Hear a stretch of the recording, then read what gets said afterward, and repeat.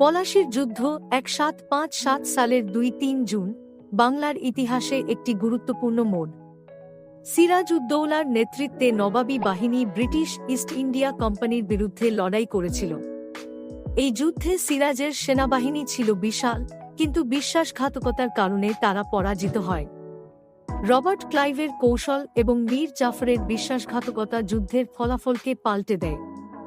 ফলস্বরূপ ইংরেজরা বাংলায় তাদের শাসন প্রতিষ্ঠা করে। এই যুদ্ধ শুধু একটি সামরিক সংঘর্ষ নয়, বরং ভারতবর্ষে ব্রিটিশ শক্তির উত্থানের সূচনা।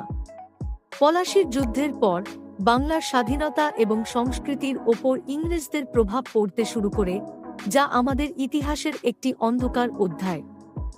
বাংলার শেষ স্বাধীন নবাব সিরাজউদ্দৌলার ও ফরাসি মিত্রদের সাথে ব্রিটিশ ইস্ট ইন্ডিয়া কোম্পানির পলাশী নামক স্থানে যে যুদ্ধ সংঘটিত হয়েছিল, তাই পলাশীর